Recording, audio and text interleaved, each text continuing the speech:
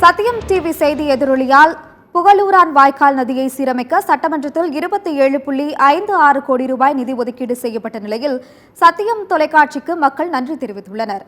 கரூரில் புகழூரான் வாய்க்கால் மூலம் வெற்றிலை, கரும்பு, வாழை, மஞ்சள் உள்ளிட்ட பயிர்களை பயிரிட்டு விவசாயிகள் விவசாயம் செய்து வருகின்றனர். இந்நிலையில் கடந்த மழையில் ஏற்பட்ட வெள்ளப்பெருக்கால் புகழூரான் வாய்க்கால் சிதிலமடைந்து காணப்பட்டது. இதனால் விவசாயிகள் பெரிதும் பாதிக்கப்பட்ட நிலையில் வாய்க்காலை சீரமைக்க வலியுறுத்தி சத்தியம் தொலைக்காட்சி வாயிலாக அப்பகுதி விவசாயிகள் கோரிக்கை வைத்திருந்தனர். இதுகுறித்த சிறப்பு தொகுப்பு ஒன்றையும் சத்தியம் தொலைக்காட்சி வெளியிட்டிருந்தது. இந்நிலையில் நடைபெற்று வரும் சட்டமன்ற கூட்டத்தொடரில் நீர்வளத்துறையின் மூலம் புகழூரான் வாய்க்கால் கரையை சீரமைக்க 25 கோடி ரூபாய் நிதியும், புகழூரான் வாய்க்கால் பாலத்தை சீரமைக்க 2,56 லட்சம் நிதியும் ஒதுக்கீடு செய்யப்பட்டுள்ளது. இதனால் சத்தியம் தொலைக்காட்சிக்கு விவசாயிகள் நன்றி தெரிவித்து வருகின்றனர்.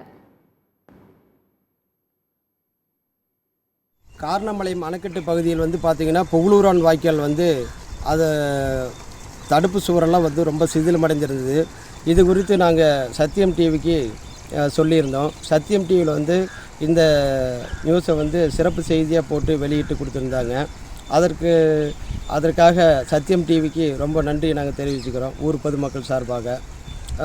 அதே சமயத்தில் இதற்கு 25 கோடி நிதி ஒதுக்கீடு பெற்று கொடுத்த மொடக்குறிச்சி தொகுதி எம்எல்ஏ டாக்டர் சி.கே. சரஸ்வதி அம்மா அவர்களுக்கு இந்த நேரத்தில் நாங்கள் மிகப்பெரிய நன்றி தெரிவிச்சுக்கிறோம்.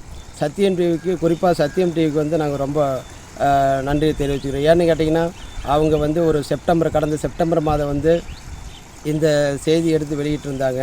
அதனுடைய எதிரொலியாக இன்றைக்கு கிடைத்த இந்த மாபெரும் வெற்றிக்கு சத்தியம் டிவிக்கு நாங்கள் மிகப்பெரிய நன்றியை தெரிவித்துக் கொள்கிறோம்.